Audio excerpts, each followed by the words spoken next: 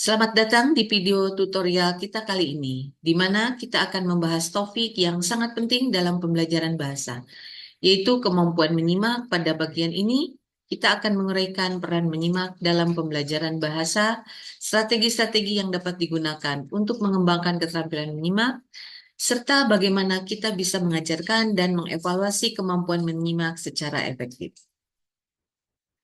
Kemampuan menyimak adalah salah satu keterampilan dasar yang sangat penting dalam pembelajaran bahasa. Menyimak bukan hanya tentang mendengarkan kata-kata yang diucapkan, tetapi juga memahami makna, konteks, serta pesan yang disampaikan secara lisan. Para ahli dalam bidang pembelajaran bahasa menekankan bahwa menyimak adalah keterampilan yang kompleks dan memerlukan keterlibatan aktif dari pendengar. Brown and Yule tahun 1983 menyebutkan bahwa menyimak melibatkan 4 aspek utama, yaitu mendengar, memahami, menginterpretasi, dan menanggapi informasi yang disampaikan. Kemampuan menyimak juga mendukung keterampilan berbahasa lainnya, seperti berbicara, membaca, dan menulis. Dengan memiliki kemampuan menyimak yang baik, siswa akan lebih mampu memahami bahasa yang dipelajari, serta lebih efektif dalam berkomunikasi. Menurut Brown and Yule tahun 1983, menyimak adalah proses aktif yang memerlukan pendengar untuk secara cepat dan akurat mengolah serta menginterpretasi informasi yang didengar.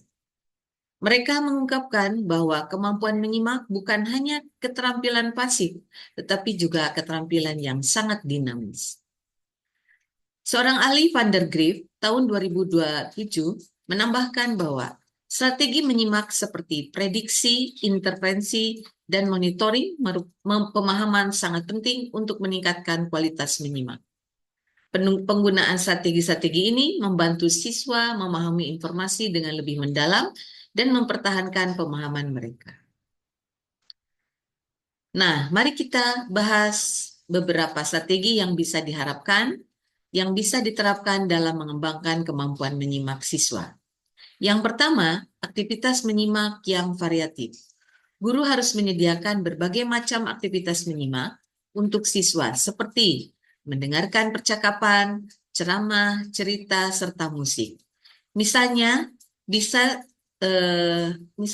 siswa bisa mendengarkan percakapan sehari-hari, kemudian diminta untuk mengidentifikasi informasi penting dan memberikan tanggapan. Yang kedua, penggunaan media audiovisual. Media seperti video dan rekaman audio sangat membantu dalam pembelajaran menyimak karena memberikan konteks visual yang memperkaya pengalaman menyimak.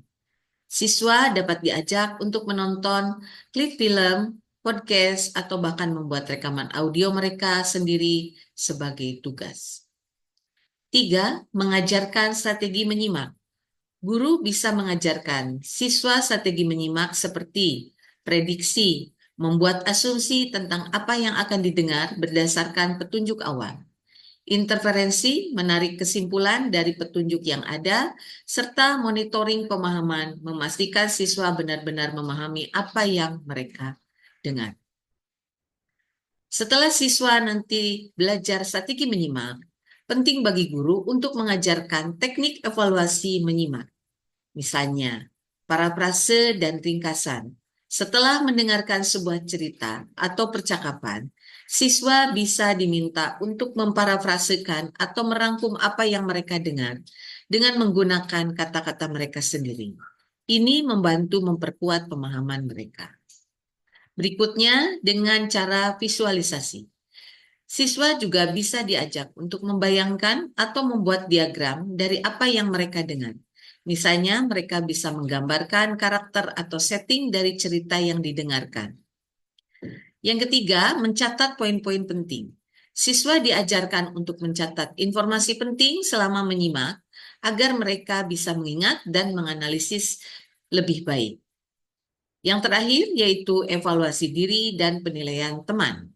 Siswa juga bisa melakukan evaluasi diri atau melakukan peer review, di mana mereka saling menilai kemampuan menyimak satu sama lain, memberikan umpan balik, dan berdiskusi mengenai apa yang dapat diperbaiki. Pada akhirnya, kemampuan menyimak yang baik tidak hanya meningkatkan pemahaman bahasa, tetapi juga keterampilan komunikasi yang lebih baik. Pembelajaran menyimak yang efektif memungkinkan siswa untuk berinteraksi dengan lebih baik, tidak hanya di dalam kelas, tetapi juga dalam situasi kehidupan nyata. Oleh karena itu, sangat penting bagi kita sebagai pendidik untuk terus memberikan dukungan dan strategi yang tepat untuk mengembangkan kemampuan ini.